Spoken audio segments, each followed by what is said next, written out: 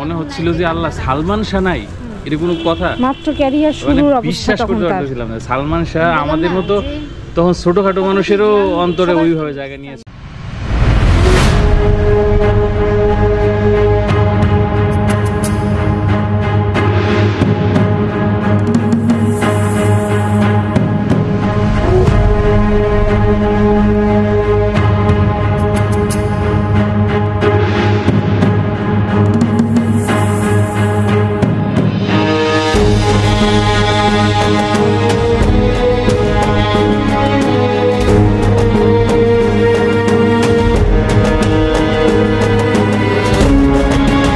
বাংলা চলচ্চিত্রের আকাশে এক উজ্জ্বল নক্ষত্রের নাম সালমান শাহ। সংক্ষিপ্ত সময়ে তিনি যে ভালোবাসা কুড়িয়েছেন তা আজও অমলিন। তিনি শুধু একজন অভিনেতা নন, ছিলেন কোটি হৃদয়ের স্পন্দন। 1971 সালের 19 সেপ্টেম্বর সিলেটে জন্ম নেন শাহরিয়ার চৌধুরী ইমন। শৈশবে যেমন ছিলেন সরল, তেমনি প্রতিভাবান। অভিনয়ের প্রতি টান তাকে নিয়ে আসে আলোর ঝলকানির জগতে। ও আমার বন্ধু গো, চিরসাথী পথ চলা, তোমার জন্য গড়েছি আমি মঞ্জিল ভালোবাসা। 1993 সালে মুক্তি পায় তার প্রথম চলচ্চিত্র কেয়ামত থেকে কেয়ামত। সেই সিনেমা শুধু বাংলা চলচ্চিত্রকে নয়, বদলে দেয় কোটি দর্শকের স্বপ্ন দেখার ধরন। তার স্টাইল, হাসি আর চোখের গভীরতা এক নতুন নায়কের জন্ম দেয়। এদেশের ছাত্র সমাজকে ভীমরুলের ভয় দেখাবেন না চৌধুরী সাহেব, কারণ তারা বন্দুকের গুলিকে কোনোদিন তোয়াক্কা করেনি।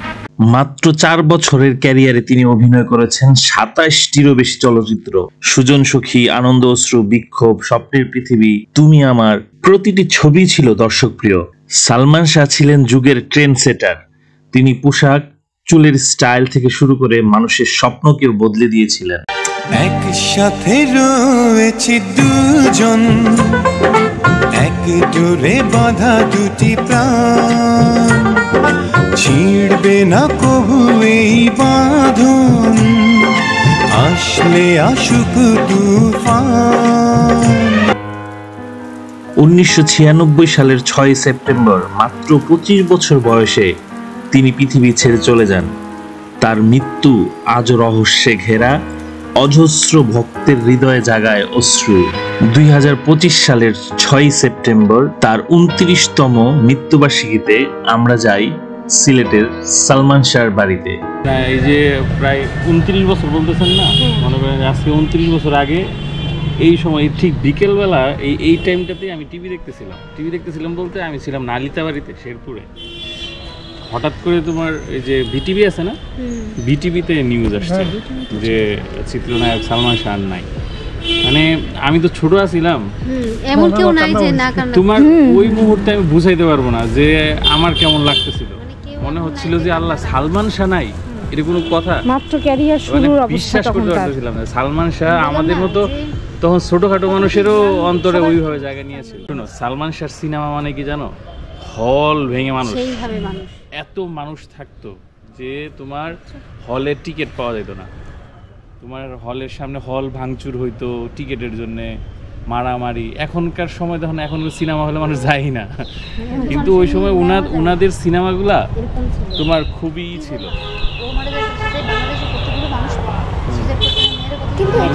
অনেক মানুষ অনেক মেয়েরা সুইসাইড করছে। ওনার মৃত্যুর সংবাদ শুই নাই সুইসাইড করছে। তো ওনার মৃত্যুটা কিন্তু একটু রহস্যজনক, বুঝছো? এটা সুইসাইড বলে আবার না, বুঝতে পারছি। 1996 সালের 6 সেপ্টেম্বর ঢাকার ইস্কাটনের নিজ বাসায় সালমান শাহকে মৃত অবস্থায় পাওয়া যায়। প্রথমে এটি আত্মহত্যা বলা হয়েছিল, কিন্তু পরবর্তীতে তার পরিবার, ভক্তরা ও অনেক অনুসন্ধানী সংস্থা একে রহস্যজনক মৃত্যু হিসেবে দেখেছেন। একাধিক তদন্ত হয়েছে, কখনো আত্মহত্যা, কখনো হত্যার অভিযোগ উঠে এসেছে। তবে এত তদন্ত আলোচনার পরও তার মৃত্যুর সঠিক ও চূড়ান্ত কারণ আজও নির্দিষ্টভাবে প্রমাণিত হয়নি। তাই মানুষজন এখনো বলে থাকেন সালমান শাহর মৃত্যু রহস্যময়।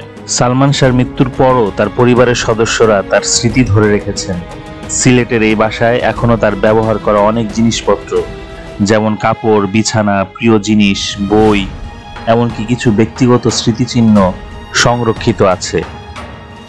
ভক্তরা মাঝে মাঝে এখানে এলে পরিবারের মাধ্যমে তার ব্যবহৃত জিনিসপত্র দেখার সুযোগ পায়। অনেকেই বলেন এই ঘরে ঢুকলে মনে হয় যেন সালমান শাহ এখনো বেঁচে আছেন, শুধু একটু বাইরে গেছেন। তার মা বাবা দীর্ঘদিন ধরে তার ঘরটিকে অক্ষত রাখার চেষ্টা করেছেন। এ যেন বাংলাদেশের চলচ্চিত্র ইতিহাসের এক অমূল্য স্মৃতিধন।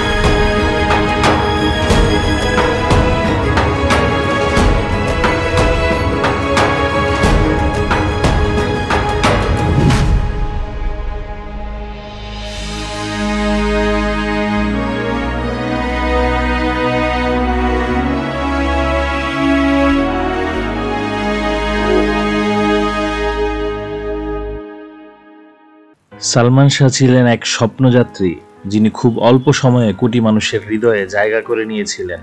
আজ তিনি নেই, কিন্তু তার স্মৃতি এখনো জীবন্ত। মৃত্যু তার শরীরকে কেড়ে নিয়েছে, কিন্তু সালমান শাহ বেঁচে আছেন প্রতিটি দর্শকের ভালোবাসায়, বেঁচে আছেন প্রতিটি সিনেমার পর্দায়। আমরা এসেছিলাম সিলেটের সেই বাড়িতে যেখানে সালমান শাহর শৈশবের স্মৃতি, হাসি কান্না আর জীবন কাটানো প্রতিটি মুহূর্ত এখনো নিঃশব্দে কথা বলে। এই বাড়ির প্রতিটি দেয়াল, প্রতিটি জিনিসপত্র এখনো সাক্ষী এক অমর নায়কের অপূর্ণ গল্পের। আজ আমরা এখান থেকে বিদায় নিচ্ছি, কিন্তু বিশ্বাস করি সালমান শাহ কখনো হারিয়ে যায়নি। তিনি আছেন, থাকবেন প্রতিটি ভালোবাসায়, প্রতিটি দর্শকের হৃদয়ে। বিদায় সালমান শাহ, বিদায় কিংবদন্তি।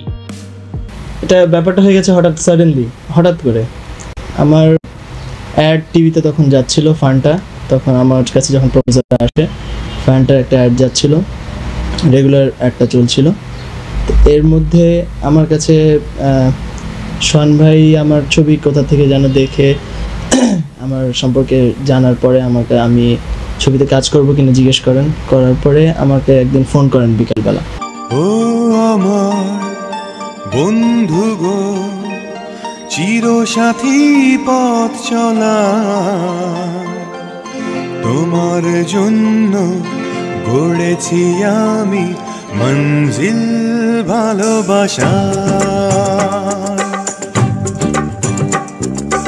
ও আমার বন্ধু গো, চিরসাথী পথ চলার, তোমার জন্য গড়েছি আমি মঞ্জিল ভালোবাসা।